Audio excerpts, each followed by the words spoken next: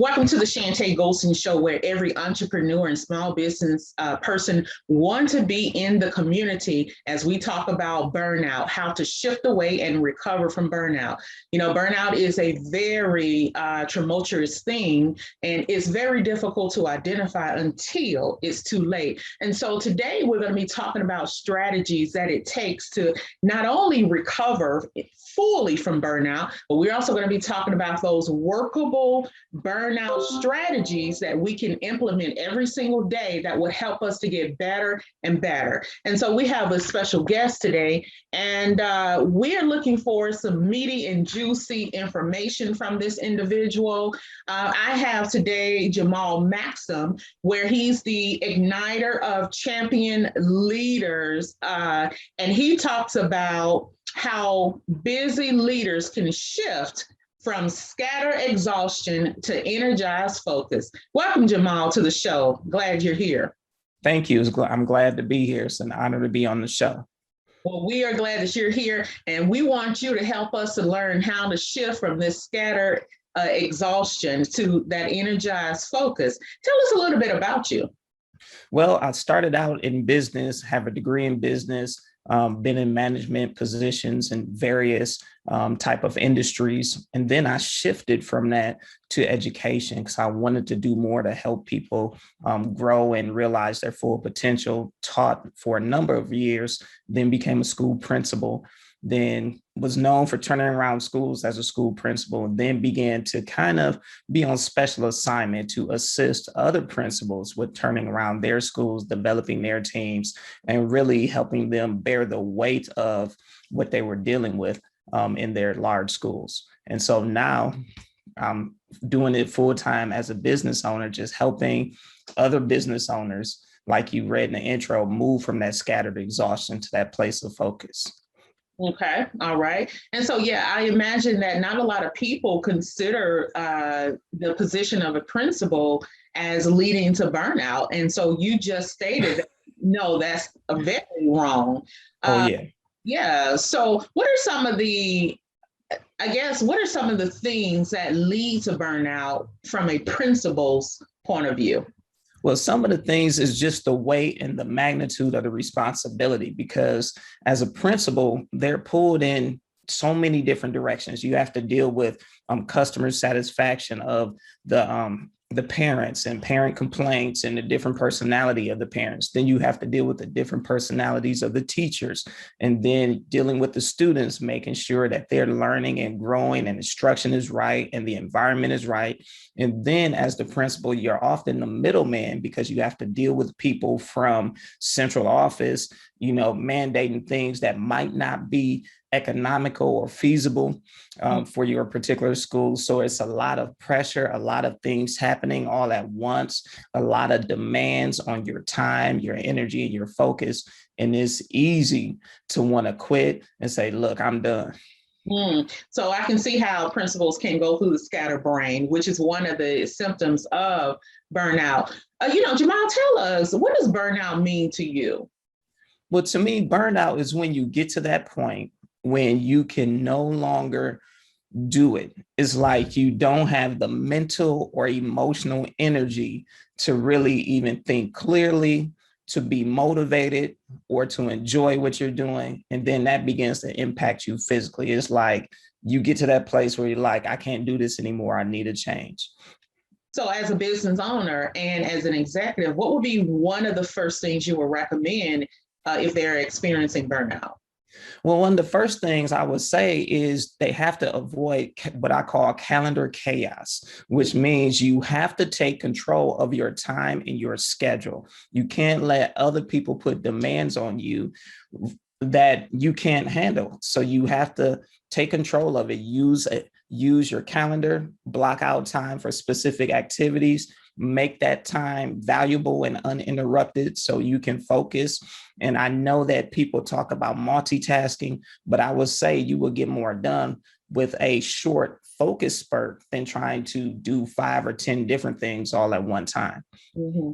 Yeah, one thing about multitasking, while that's quote unquote favorable, really is exhausting all in itself. Number one, you are you are riding the barely train when you're because you're putting your hands in too many things at once. Number three, it can bring on anxiety. And a lot of people don't realize that because anxiety creeps up very small and then disperse itself very large like a volcano. And so the lack of, how would I say, the lack of understanding what's wrong with me, how did my mood just shift? That really come with the rat race of that multitasking.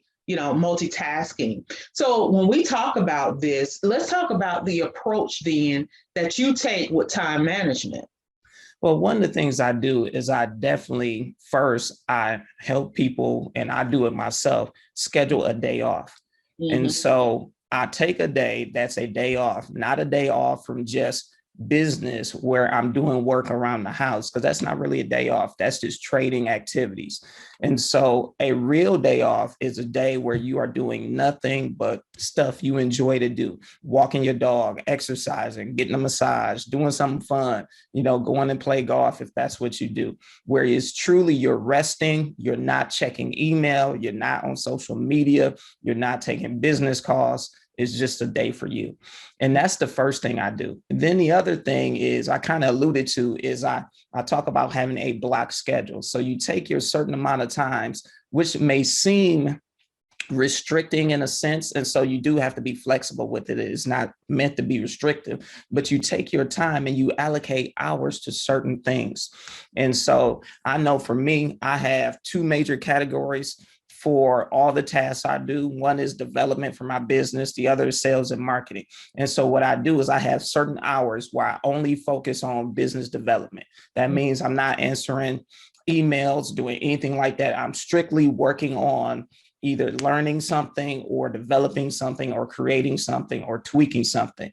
And then when I get into my sales and marketing time, I'm not creating anything now. I'm executing during that time. So now that's when I'm taking calls, answering emails, talking about my business. And so those are the things you can do. You can block out your time so you can have focused spurts to accomplish tasks. And then I recommend one thing when you do that, set them in 45-minute blocks. Because based on a book I read by Brendon Burchard, he was saying that the most successful executives and business owners, they will work for 45 minutes, then take a 15-minute break, and then hit it again to give their minds a rest.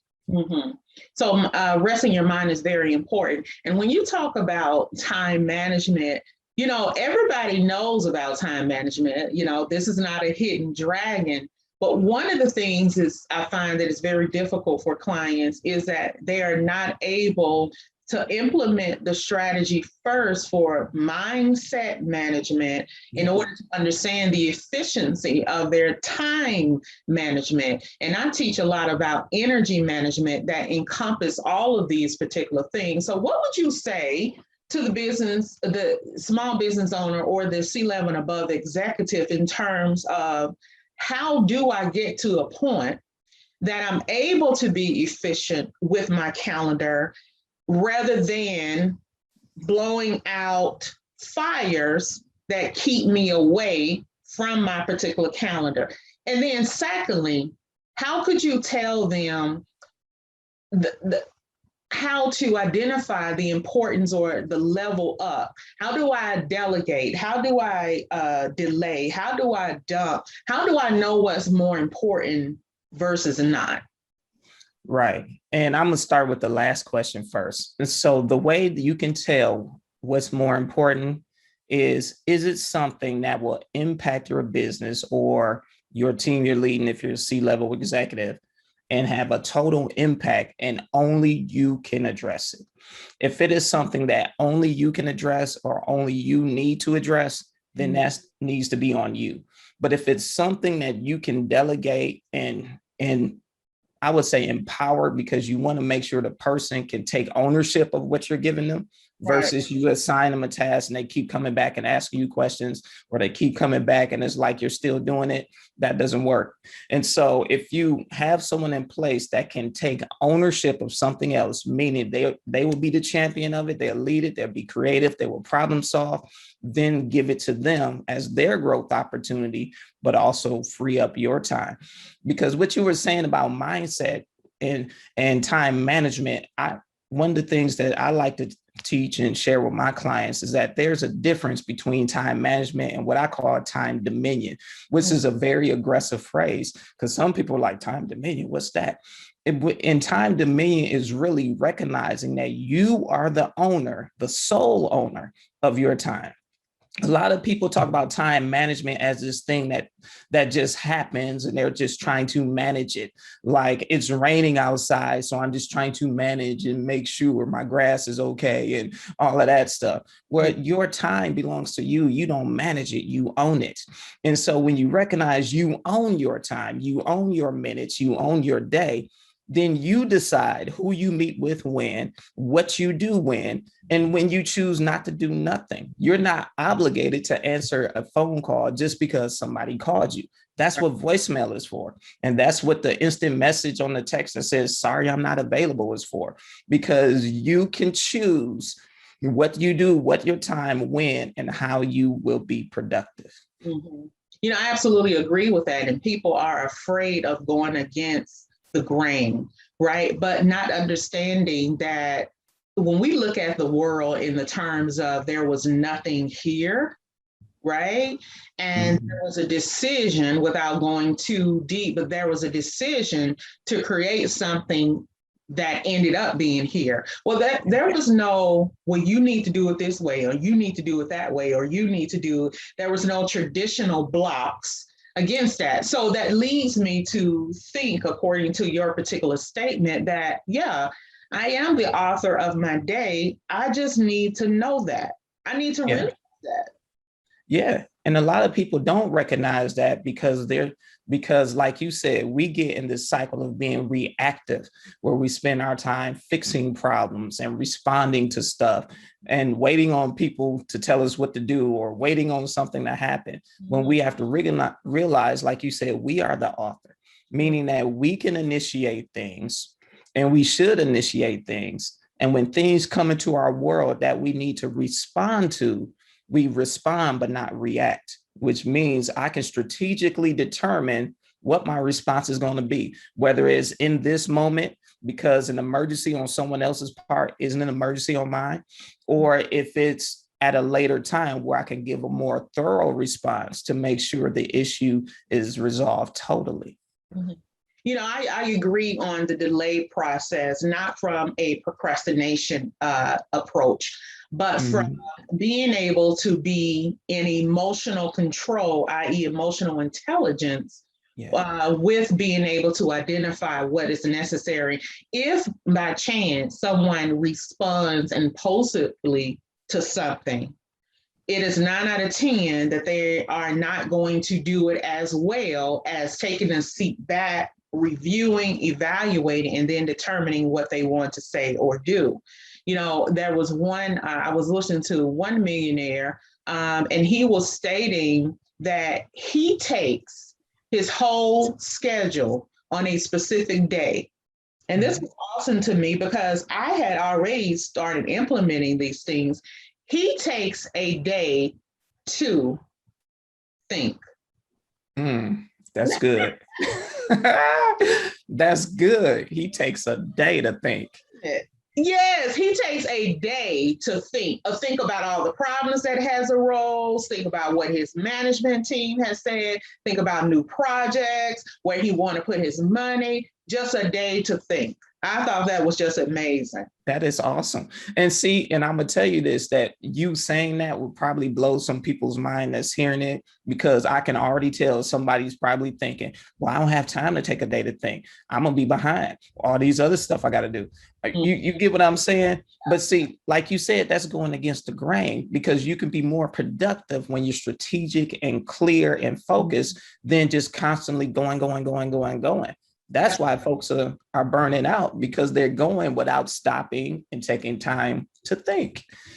Wow. Right. Absolutely. So the mindset is an amazing thing. If you can put that in a way that you can be able to identify what your needs. Another great statement that I love to say is, if you do not take care of your business will not take care of you.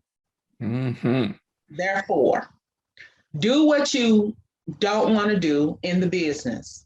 And this is something that I really had to push myself, especially when coming out of the burnout stage. There's still residuals there. Yeah. There's still parts that, because that habit had persisted, it want to draw you back. Yes. You have to continue to recondition your mind in this discovery of recovering from burnout. Yeah. And with that being stated, understanding that your mindset is important, understanding reconstructing your story is important. So just because it happened once doesn't mean it's going to happen again. And what precautions do I put in place for things not to occur again, not to have staff who are not doing their part, and that reminds me to state this. It is so important that you take ownership of your business. Stop being afraid. If a person is not working out, do them a service of allowing them to self-select, because it's too costly to keep mentally, emotionally, financially, spiritually. And you say, what does spiritually have to do with this thing called business? Oh, it has a lot to do with everything. Because spirituality is just not religion. Spirituality is synergy, connection, speaking, talking, interpretation. And so that's important to know, but I digress on that. But it's just important to understand from our conversation. One, take the time to think. Yes. Two, understand that you have the power to be as creative and as unique as you want. And it's okay to not be traditional. Yes. It's okay not to compare yourself towards somebody else. And three, take action. Take control of your calendar. And whatever that looks like for you, begin to process or to move forward with that, in understanding that even if you don't have a layout, if no one has done it like this before, that's okay.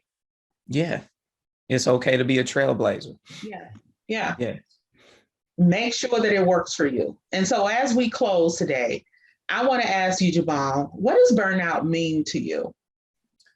Well, to me, burnout is when we take too much upon ourselves and we try to do too much at one time, or we try to do too much for a long period of time when it's not sustainable. And so, like you said about having the right people, and if somebody's not working, I believe wholeheartedly that you have to have the right people. You have to have a dream team and to help you move along your business in a sustainable way. And if they are not a good fit, you do have to give them what I call the love shove. You have to allow them to leave and go to a place where they will fit, so that only the people around you are fitting with the vision for your business and are properly placed so that they can perform and execute at their highest level. So you can focus on the parts that you need to focus on. And one added thing before I ask you where people can find you on social media, I was reading an article, and I do believe the company is Google. If it's not, it's one of the larger companies. Do you know that they pay people to leave? I heard about that. Yes, I heard about that. Right. So the right person, the right position, the right time matters. Yes. So Jamal, how can we find you on social media? Well, we can find me on Facebook. If they search Jamal Maxim, they'll find me on Facebook, Instagram, Twitter, Clubhouse, LinkedIn. All of them have the same handle. I also have my own website, of course, jamalmaxim.org, where people can get in touch with me and, hear some of my content and go from there. Okay, Jamal, it's been a pleasure speaking with you about burnout recovery. If there is one thing that you can give as we sign off to the audience, what is that one thing that you can give to us? I would say don't try to do everything, and don't try to do everything at the same time. Utilize the people around you to delegate, but also recognize that there are things that you would do in this stage and there are things you would do at a later stage, and you don't have to try to do it all at one time. Do the parts you can do now and do the other parts later while developing a team to help you. Okay. Well, thanks so much for being here. We appreciate you. Hey, guys, remember that the podcast drops on the YouTube channel, Chantay Golson International Consulting Firm, every Thursday. You can also hear the podcast on any podcast distribution. So look for us to be back with another special guest on next Thursday. Everybody take care.